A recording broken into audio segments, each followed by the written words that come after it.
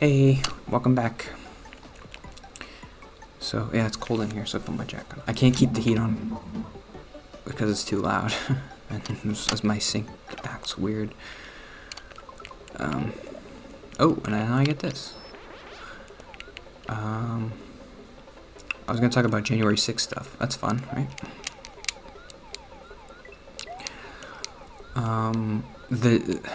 My first note is more about, like, the news and how the news is terrible. So, the New York Times... I listened to the New York Times podcast because it's on Spotify. And it's okay most of the time. I don't like the guy, the interviewer guy. He has, like, a kind of annoying voice, and he does this thing. Sync's annoying. Where when he's interviewing somebody and they say something interesting, he'll go like, Stop it. What are you doing?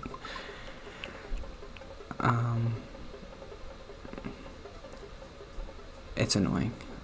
But I think I do that, though. So I think that's why I hate it so much. And I know my mom does it. She does it whenever, because we watched Hamilton together. Whenever we watch movies together and someone in the movie mentions something like vaguely Christian or religious. So in Hamilton, he says, there's a line where he's like seated at the right hand of the Father, and that's obviously a biblical reference to Jesus. She's like, I'm like, ugh, kill me. Stop doing that. But I think I do it too.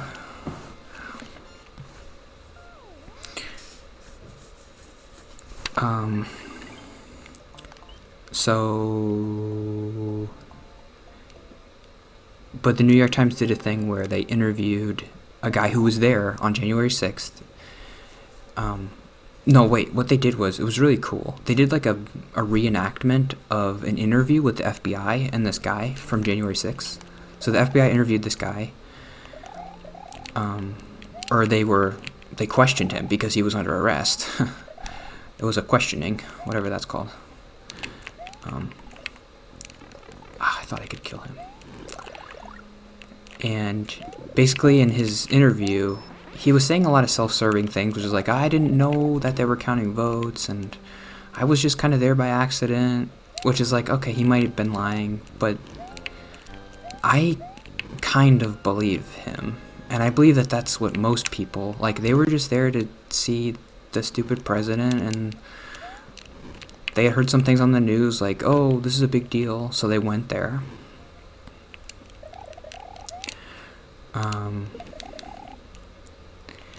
But he told me, like, the only reason he went is because he kept constantly hearing it on CNN, not even Fox News. He's like, I was watching CNN, and they were talking about, and he's like, I'm a registered Democrat, which is, I think he's trying a little bit too hard to be like, I'm not a bad person.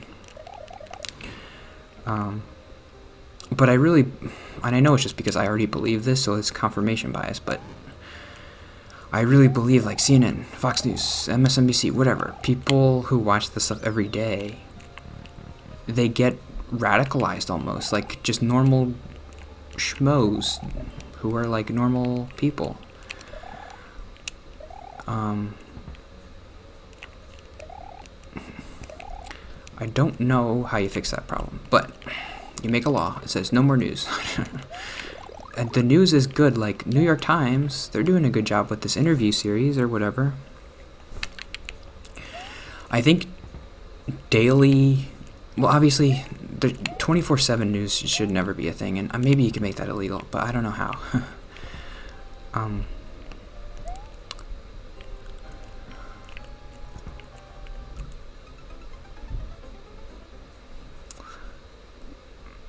Maybe you can make it so that, like, you can only have one show per week on your channel or something. Because I noticed that the Jon Stewart show and, like,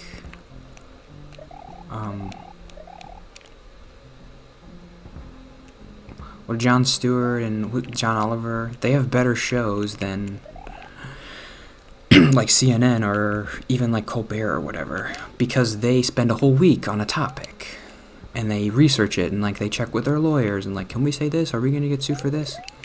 But people who have opinion shows, they don't have to deal with that. They just can say whatever they want, and it's I don't know. I mean, I'm sure there's, well, I don't know the legalness of it at all, but like I'm sure, like if you have a pre-taped thing, it's probably easier legally to get sued for saying like libelous things or something than it is if you just have like an opinion show that's live, like whatever, Anderson Cooper or whatever, I don't know, where he's just kind of like talking and interviewing people.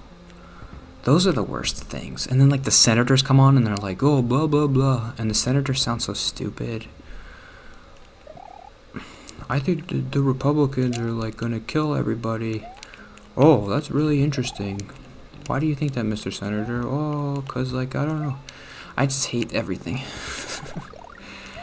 I hate when the stupid senators go on those stupid shows and they just talk about stupid stuff. Ow. So, okay, what was the note? CNN's bad. Everyone says they didn't know that Congress was in session. Interesting. The most violent people in a mob are the people with no history of violence. Oh, that was a point they made that was interesting. They were like studying this mob mentality thing, and they kind of realized that the people who were the most violent, who like attacked police officers and stuff, it's totally opposite of like everything else you know. Like when you're giving, the thing they said in the Jon Stewart show was like the highest predictor for gun violence is domestic violence. So like obviously people escalate. They start with something low and they go up. But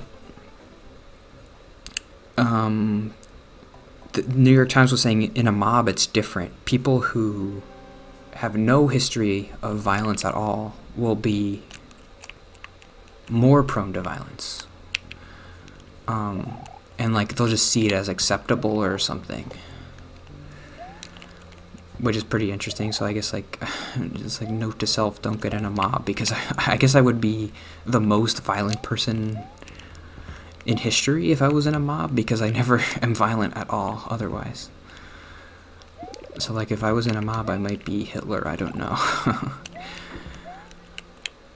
It's kind of scary.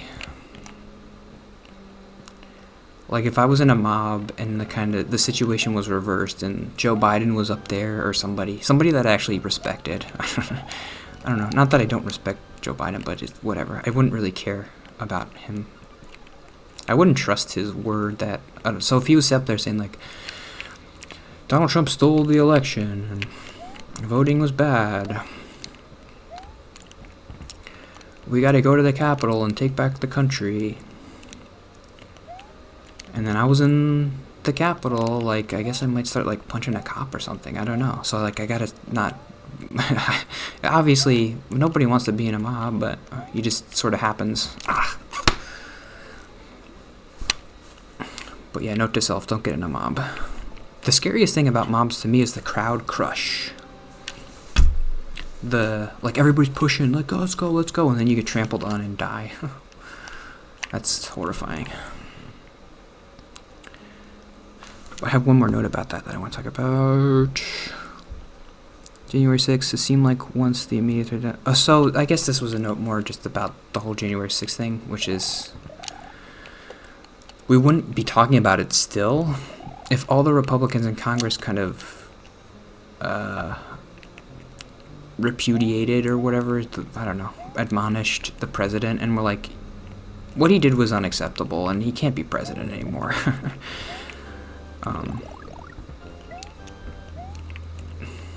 Because the people in Congress know that the election wasn't stolen. They all know it. They all know the process. Like there even is they interviewed Liz Cheney and she was saying there is a process for if there is election fraud. You go to the courts and present evidence of the fraud. And Trump tried to do that, and he didn't have any evidence, so he lost all the cases. So he's like, okay, then that means that there's no evidence of fraud. You're just saying random crap.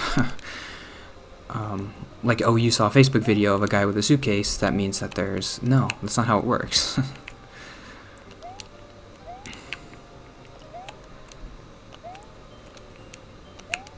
Why do I do this?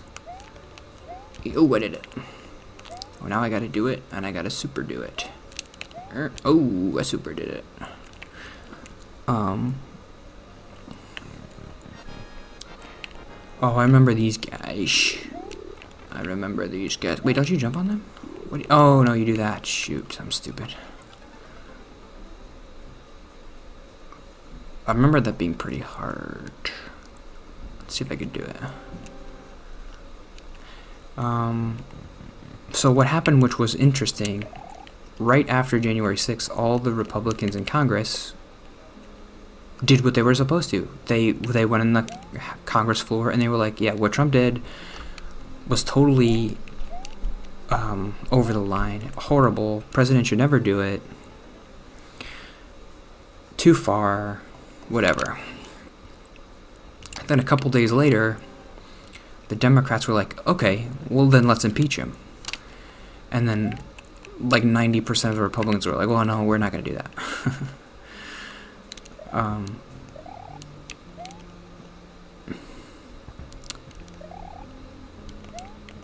So once it became a political thing, what happened was the Republicans knew that what happened there wasn't just politics. It was like coup territory. It was like really bad stuff. So they're like, okay, well, if people are going to come in here and kill Mike Pence, then that's going to be bad for me. They almost killed Mike Pence. That's not good. Like, put the politics aside. We can finally do that. We can finally put the politics aside for this one thing because I might die. That's the only thing that's the only case where a politician will put politics aside. They'll always say, like, oh, let's put politics aside. They'll never do it unless their life is threatened, pretty much. How do you get the blue guy? Okay, here we go. Boop. And a boop. I remember this, but we're gonna do something super crazy. Oh! Had it. Give me one more try, and I'll get it.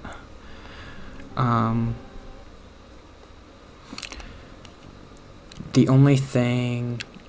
So, for some reason, the Republicans just kind of felt like the threat of their lives were gone, and the threat of democracy collapsing was gone.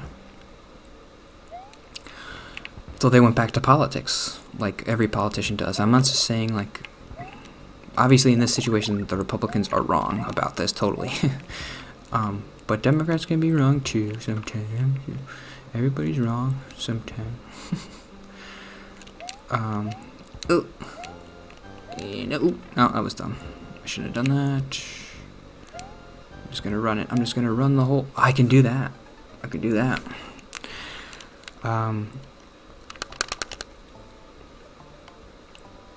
They're playing up the election fraud thing for politics to get... what they're trying to do is to get these voter suppression laws passed. So even though they know, like, there wasn't really massive voter fraud, they're still playing the politics, which is what every politician does. Democrats do it too. They play stuff up because they want to get certain legislation passed. I can't think of an example right now, but I'm sure there are. Oh, I got it. No. Okay, that's it for today. I'm done. And I just game overed. What does that mean, though? Does that just mean you lose your checkpoint? I'm all the way back here.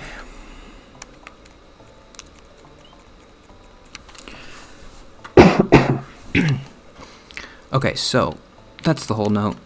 Just, Republicans don't think their lives are They don't think their lives and they don't think democracy is threatened by what happened on January 6th anymore. They did the day after, which is why they said all those things like, oh, Trump's so bad. Like, Lindsey Graham said that. But then a couple weeks later, they were back to playing politics again because they felt the threat had passed, I guess. But, I don't know, maybe the threat has passed. The New York Times seems to think that more people are being radicalized, and they had this poll that said, like, 21 million people, they estimate 21 million people in America believe violence is okay for some kind of political purpose, or they might have been specifically talking about, like, Trump losing and overthrowing and putting him back in power. Like 21 million people thought violence was okay to achieve that. And if that's true, that's kind of horrifying. But